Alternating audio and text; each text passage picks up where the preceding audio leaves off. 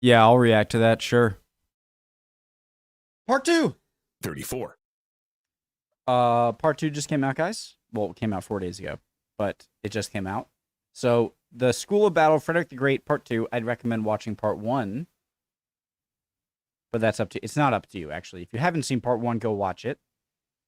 And then come back and watch this. Original link to the video, top of the description. Below that, link to the Discord. Click on it. Send you right over there. Love to have you. Let's learn a bit more. The Rhine, Okay. April 1734. It's the War of Polish Succession, and Frederick, Crown Prince of Prussia, is trying to be the man his father wants him to be. Though court-martialed after his attempted escape to England, he's been restored to military rank in order to gain battlefield experience. But this is not how you run an army. Frederick is embedded with the forces of the Holy Roman Empire, confronting the French under the famed general, Prince Eugene of Savoy. Yet Eugene is a fated hero. He can pass Prince Eugene. That's the guy. wisdom and experience to Frederick, sure, but he's also 70, frail, and can barely remember his last conversation. He's cautious and defensive, afraid to act. His body was still there, Frederick later observed, Isn't he the guy who fought the Ottomans? but his soul had gone. And the Imperial Army, well, it was weak, disorganized, and fractious. I could defeat this enemy, Frederick muses, and he would get his chance. For this terrorized prince was about to start a fire that would burn through Europe and the world. Let's go, my boy.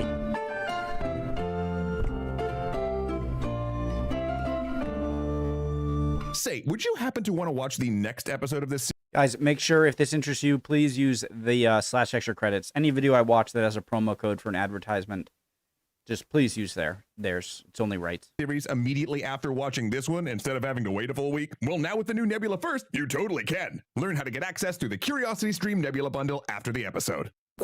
At the end of last week's episode, Frederick decided to play the role of the dutiful son, and wait until his ill father died.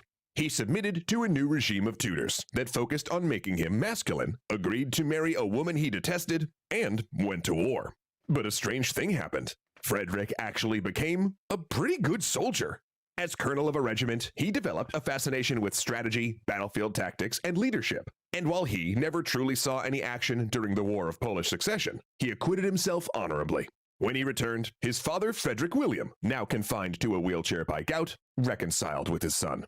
Proud of Frederick's progress, he gave him a lakeside castle where he could indulge in artistic pursuits in private. Isn't gout a rich person disease of the time because it formed when you were more overweight and didn't walk that much? Isn't that right? He gave him a lakeside castle where he could indulge in artistic pursuits in private. Frederick and his wife, Elizabeth Christine, Artistic moved in, pursuit. though in truth he largely kept clear of her. There, he read books, staged plays with friends, played the flute, set up a regular discussion group on military strategy, and recruited architects to expand his new home. It was the happiest time of his life, though he was I want to clandestinely make jokes so bad, but they're going to come across as distasteful. And to expand his new home. It was the happiest time of his life, though he was clandestinely doing something else as well, preparing to become king. oh, See, some of those Damn architects it. started quietly taking trips on his dime, studying opera houses in Italy and France. my God, also- I'm sorry I'm acting like a child, okay? Else as well, preparing to become king. See, some of those architects started quietly taking trips on his dime, studying opera houses in Italy and France. He also immersed himself in philosophical writing, producing his first book, The Anti-Machiavel, an idealistic refutation of Machiavelli's The Prince. In the book, Frederick argues in favor of an enlightened absolutist monarch who would provide a moral example to his people and keep them healthy and happy. He then sent the manuscript to the French philosopher Voltaire, There he is. who edited it and prepared it for anonymous publication. Though his identity did leak immediately, it would eventually become a bestseller, with readers hoping to gain a window into Frederick's mind. And perhaps the greatest insights could be found in a section on the type of wars he considered just. It contains some I just thought of something.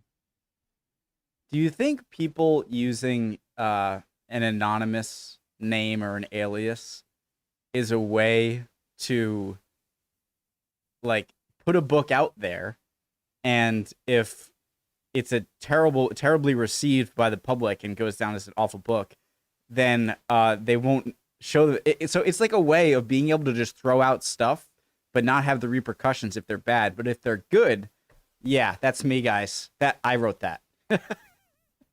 Bestseller That's with readers genius. hoping to gain a window into Frederick's mind. And perhaps the greatest insights could be found in a section on the type of wars he considered just. It contains some of the things you'd expect, such as defensive wars or wars of last resort, but also what Frederick called wars of interest. In such a war, a king realizes an enemy is going to declare war on him in the future and preemptively attacks them in order to gain the greatest military advantage. Was Frederick already considering the moves he'd make during his reign? Well, it's possible. Though by this time, he had become adept at keeping people at a distance, hiding behind a series of masks and personas that sometimes contradicted one another. And more often than not, he adopted the part of a misanthropic loner. Some historians see this as a survival tactic. Misanthropic.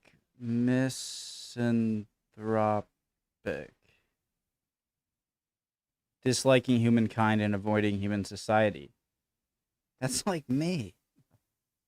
I do the latter, probably. Shoot. Oh, God. Oh, no. Yes.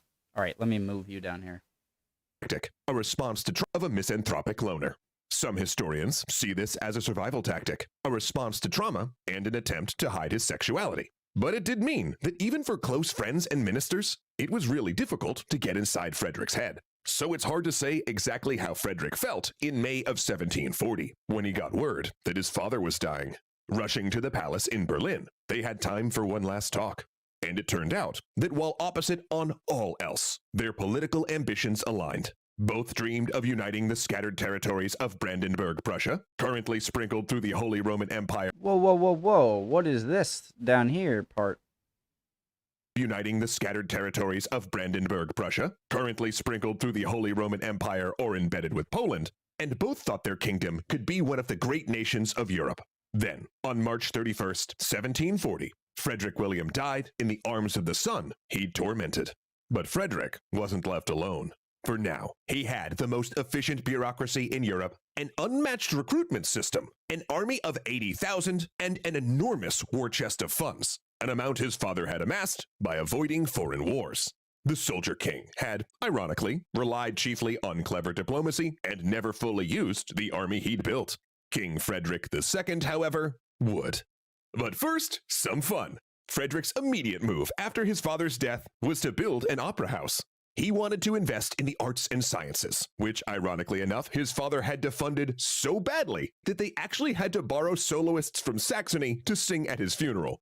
Next up, no longer requiring a wife to mollify his father, Frederick sent poor Elizabeth Christine to a palace outside Berlin.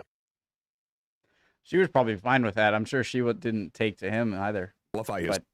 Okay. I mean, I thought it was like he may be gay, you know? Oh, I heard, you know, like Frederick the Great might have been. It seems from this that he definitely. Father, Frederick sent poor Elizabeth Christine to a palace outside Berlin. She wasn't even invited to his coronation. Instead, he brought an Italian philosopher who was likely his lover, and the pair followed it up with a foreign trip together where they met Voltaire. Then, with all of that out of the way, Frederick prepared for a war of interest. October 20th, 1740, Vienna. Charles VI, Holy Roman Emperor and sovereign of the Habsburg dominions, is dead. All his life, Charles had been terrified that he would only have daughters, and because the laws of the Habsburg dominions said women could not inherit, his scattered territories would fragment in a succession crisis when he died. To prevent this, he'd issued the Pragmatic Sanction of 1713, declaring that a woman could inherit the Habsburg lands, and he spent most of his reign trying to get his neighbors to agree to it. Good thing, too, since his daughter Maria Theresa proved his most viable heir. Ironically, a woman Frederick tried to marry when he was searching for a bride. Now that'd be an alternate history novel worth reading. Charles had essentially bankrupted Austria in trying to bribe the great states into accepting the Pragmatic Sanction, a document they immediately backed off of as soon as he was dead. Austria's military was also weakened from a series of major wars, meaning the vultures were circling. Seeing what the military was a document they immediately backed off of as soon as he was dead. Austria's military was also... I love Austrian uniforms, the white and the red. But Maria Theresa eventually becomes Holy Roman Empress, right? Weakened from a series of major wars, meaning the vultures were circling, seeing what they could pick off the Habsburg corpse. Of course, Austria also had something Frederick wanted: Silesia, a province that made up a third of Austrian revenue and sat right across the border from Brandenburg. But Frederick needed to make his move soon. Wait too long, and Saxony might take Silesia first, blocking Prussian expansion south. In 6 weeks, lightning speed in 18th century standards, Frederick had mobilized his army and crossed the border into Silesia. It was so easy at first, so much so that he could not have imagined that this act would set in motion a chain of events that would bring bloodshed not just to Central Europe, but to places as far away as Senegal, Brazil, India, and the Philippines. The First Silesian War and the War of Austrian Succession had begun. Prussian forces were practically unopposed, sweeping up the lightly defended province and taking forts. But Maria Theresa, who would become Frederick's lifelong rival, raised an army and began to oppose him. And so... I thought they just... What? I thought they just said they threw her dad's wishes... Okay, all right. So how strong is Saxony if Frederick the Great was sort of afraid of it and it's not retaliating yet? Well, I just paused, so... Become Frederick's lifelong rival, raised an army, and began to oppose him. And so, Frederick II fought in his first battle. Molwitz, April 10th, 1741. As the Austrian cavalry comes at his right flank, Frederick realizes his mistake. He'd tried to run this battle like an exercise, like he was drilling troops. When they'd come upon the Austrians, they could have simply charged into the smaller, unready army, but instead, he'd formed up, putting his grenadiers between his cavalry, like the great Swedish king Gustavus Adolphus I was did going to in the say 30s. that. I would have sounded so smart. Jeez. Like the advancing... 1 sec. I'm going to stop the video, erase that part, and then say it. Years' War, a formation that would let the infantry murder cavalry with shots before his own mounted troops could countercharge. A battle plan out of a history book. It isn't working. Instead, the Austrian horse crashes into the right wing of his army and envelops it. His cavalry are standing still when the charge connects. The units mix in a battle of swords and pistols. And Frederick's in the thick of the fighting. It's confused and bloody. There's driving snow and fog, and both sides have white uniforms. The Prussian infantry and artillery keeps firing into their own ranks, mistaking comrades for the enemy, and the Prussian cavalry are starting to rout. Gustavo. Pick different uniforms. No, I know. I was trying to make a joke, and it didn't come across this one. Never mind. Like a sports team. Never mind. Comrades for the enemy, and the Prussian cavalry are starting to rout. Gustavus Adolphus, he thinks. Oh God, this is how Gustavus Adolphus died. Mixed with the enemy, lost. True. In fog. Suddenly, a man grabs his reins. It's his general. He tells Frederick to flee the field. The battle seems lost, and if he falls, Prussia will too, for he has no heir. So Frederick turns his great charger and bolts toward the nearest town. And he doesn't see that behind him, while his cavalry has broken, the well-drilled Prussian infantry starts to move across the field like solid walls, firing in steady volleys, driving off the Austrian cavalry attack.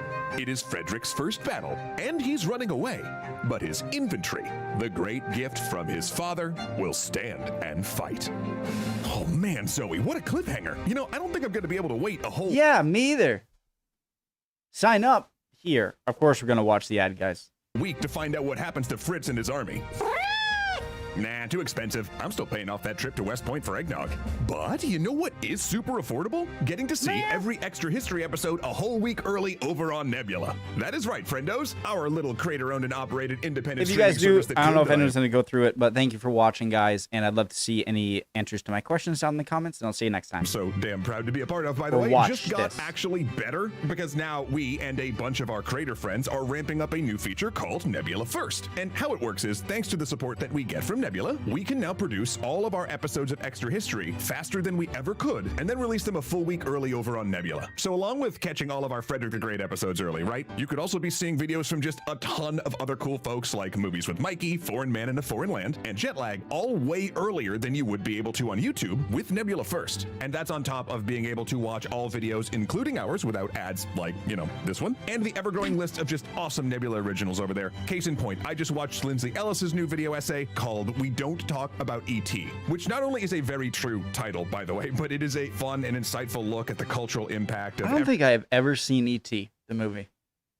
everyone's favorite Reese's Pieces fiend 40 years later. 40 years? Jeez, Pieces. That's the Michael Scott my joke. bones are turning to dust just thinking about that. But swinging back to what's important here, we can actually talk about my favorite part I don't now, like because I'm going Reese's to walk you through Pieces. how to get I love all Reese's. of that goodness and more for less than $15 for an entire year. Okay, first things first. You go to my link in the description. It's right down there. You'll see it, which is actually going to take you to CuriosityStream, who's partnered with us over on Nebula. Then once you're there, what you're going to do is select the cheapest annual plan Oh, so they're not competitors. and sign up using my CuriosityStream, code Nebula. extra they're- credits. Please don't forget that part. Thank you in advance. Now, it won't say True. it on there, but I promise you, if you do the above steps and use my code at checkout, you're going to get a shiny new email from Nebula into your inbox saying that your Nebula account has been activated. Meaning what just When's the happened last time I was that checked you my got email? access to Jeez. Nebula, home Like of just 4 a years ton ago? of smart creators releasing early and original videos, and I'm so lazy. CuriosityStream, the best Dang place it. for thousands of big budget documentaries and nonfiction titles for crazy cheap. All in less than 5 minutes. I think and I could again take for a less cheetah, than okay? $15 a year. Honestly, I'm one-on-one, not sure they're how not that is heavy, exactly right? possible, but I'm not going to question it because it really is just a great way to see the best content this old series of tubes has to offer you that also directly helps out our channel at the same time. So let Like, me I feel be like the if you first to welcome Had you to go against a full-grown cheetah and a full-grown wolf, both male. I don't know which one I'd rather go up against. I might pick the cheetah. Because a wolf, to the Nebula First experience because I think you are really like, to go going to you enjoy to go it up here. against. What if I told you that Ahmed Ziad Turk, Angela Valenciana, Arclight Games, Casey Mustra, Dominic Valenciana, That's a cool name. Ahmed Ziad Turk. Cool video, guys. If anyone's still here, I love you even more. And I'll see you guys next time. Bye, guys.